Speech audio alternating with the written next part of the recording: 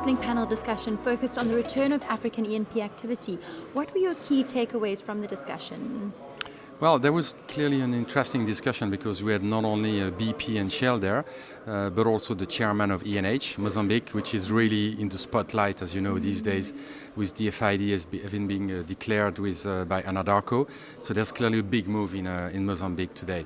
So I think the key takeaway is what you see in Africa today is really a move with the big majors concentrating on the very big assets and the very big developments, like you have in Mozambique. So as you know, Anadarko has declared FID, but in the back of that you have the deal with Oxy, and you have particularly Total buying that from Occidental to get into Mozambique. So that's clearly a big move for Total, big move for Mozambique as well. Exxon is already there, Eni is already there. So that's a big boys game in countries like Mozambique. So what you see is these companies like the Shell, BP, Exxon or Total taking place on the big gas projects particularly, because these transactions require huge capex. And on the other hand, you have, particularly on the oil side, the junior oil and gas company who have opportunity to benefit from divestments from the majors to get into countries that are maybe a bit more mature. So that's really what we can see today on the market in Africa.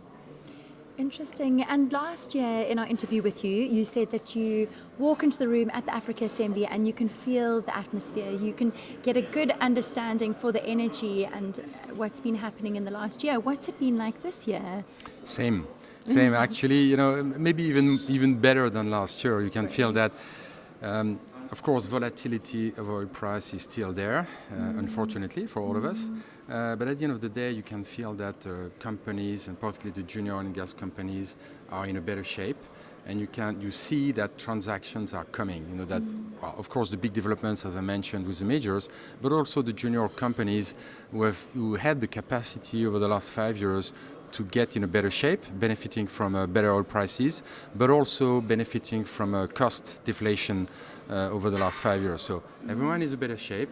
You can feel it when you have the breaks at the conference or at the dinner or at the drinks, that people are here to do business.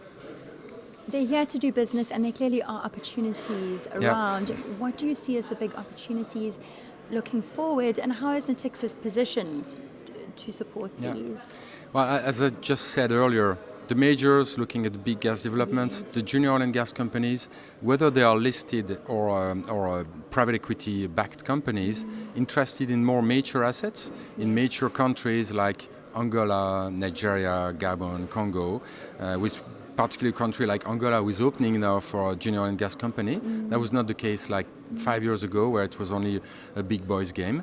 So that's a bit different today. So gives all these guys opportunity.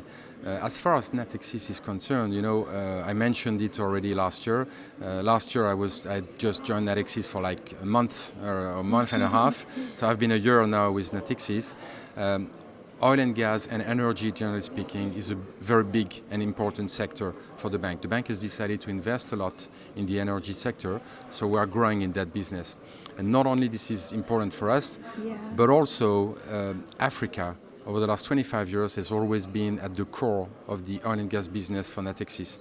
So there is clearly a strategy to continue to do so and to be one of the few banks who is really committed to oil and gas and Africa in the coming years. Great. And what value do you see the Africa Assembly to add to Natixis' efforts around Africa? Well, as you mentioned, we've been a sponsor for quite a while. I've been at that particular conference for a long time, and it's an easy one because you come here and you meet so many people at the same time. And actually you know that you are going to meet them because everyone is coming to the same place, and in 2 days you do like 6 months of meetings that would take you from Singapore to Hong Kong or to New York, Cape Town and London.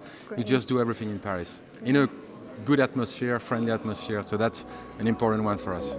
Super. Well, all the best with the rest of your meetings today. Okay, thank you so much, Frank. Thank you.